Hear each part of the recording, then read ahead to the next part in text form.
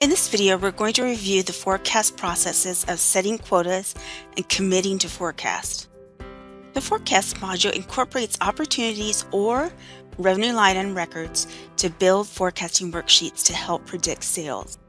Users can work towards sales quotas at the individual, team, and sales organization levels. After your Sugar administrator configures forecasting for your organization, your sales managers can set quotas for the employees. This configuration needs to be determined ahead of time by the sales organization. Sugar determines the sales manager employee by the Report To field in the user profile. Next, I'll show you how the sales manager sets quotas for their sales reps. When the sales manager accesses their forecast module, they will see their name at the top left of the page along with an arrow which allows them to drill down into their own personal worksheets, the team worksheets, and their employees' worksheets. The sales manager's personal worksheet works similar to how a regular sales rep works with their opportunities or revenue line items. You can also view different time periods, view the summary and the committed history, filters when they're working with a team worksheet, and their reportees forecast data. On the right side of each page is an expandable intelligence panel which offers additional insight into the forecast worksheet. For a sales manager to set a quota for an employee, all they have to do is click in the quota field for each user that reports to them and type in the currency amount and click commit. This quota will now display in the sales rep's forecast worksheet, as seen in this next demo.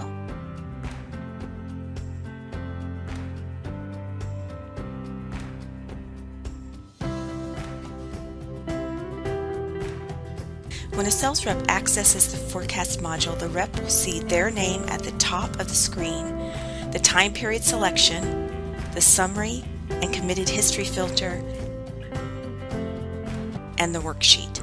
On the right side of the page is an expandable intelligence panel which offers additional insight into the forecast worksheet, including the sales rep's quota.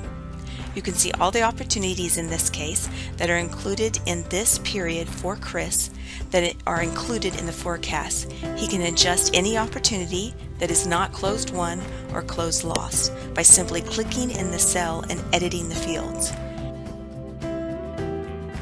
He can save a draft of the worksheet that will just save his changes, but not send the information anywhere else yet.